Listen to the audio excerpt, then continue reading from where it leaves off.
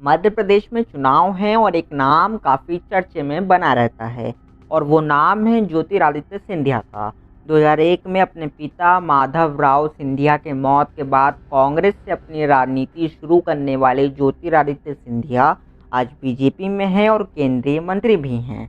वो मनमोहन सिंह की सरकार में भी मंत्री थे। 2018 में जब कांग्रेस की मध्य प्रदेश में कई सालों के बाद सरकार बनी तो उसमें ज्योतिरादित्य सिंधिया का बड़ा योगदान था। वो राहुल गांधी के काफ़ी करीबी दोस्त भी थे, पर मध्य प्रदेश का सीएम ना बनाए जाने के बाद और फिर लोकसभा का चुनाव हार जाने के बाद सिंधिया ने कांग्रेस छोड़ दिया। सिंधिया बीजेपी में मंत्री तो बन गए, पर सच्चाई तो यही है कि जितनी इज्जत उन्हें कांग्रेस में मिलती थी उतनी बीजेपी में नहीं मिलती। उनकी कई सारी तस्वीरें वायरल होती रहती हैं जिसमें बीजेपी के मंचों पे वो पीछे खड़े होते हुए दिखाई देते हैं। हालांकि उसके बावजूद बीजेपी ने इस बार के चुनावों में सिंधिया को साइडलाइन नहीं किया है और उनके समर्थकों को भी टिकट दिया है।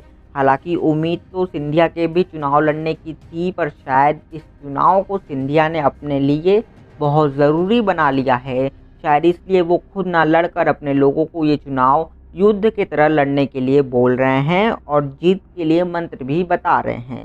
शायद ज्योतिरादित्य सिंधिया जानते हैं कि यह उनके पास आखिरी मौका है अपने आप को साबित करने के लिए। अगर सिंधिया इस चुनाव में अपने लोगों को जिताने में कामयाब रहते हैं, बीजेपी को जिताने में कामयाब रहते हैं, तो उनका राजनीतिक भविष्य बेहतर होगा और लोकसभा चुनाव से पहले बीजेपी में उनका कद बढ़ जाएगा। लेकिन अगर ऐसा नहीं हुआ तो बीजेपी भी पीछे नहीं हटेगी सिंधिया को साइडलाइन करने से।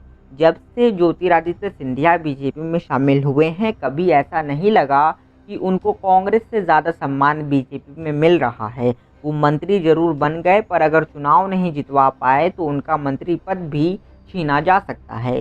कांग्रेस भी लगातार यही कोशिश कर रही कि कैसे भी करके ज्योतिरादित्य सिंधिया का राजनीतिक भविष्य खत्म किया जा सके।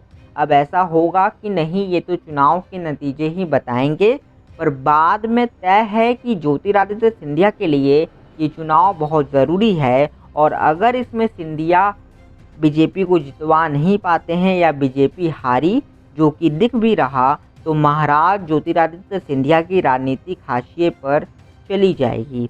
फिर उनका राजनीतिक कद, नाम और सम्मान मिट्टी में भी मिल सकता है। बाकी क्या है आपकी राय, कमेंट करके बताएं और वीडियो अच्छा लगा तो लाइक करके चैनल को सब्सक्राइब कर लें और बने रहे हमारे साथ। मिलते हैं अगले वीडियो में। धन्यवाद।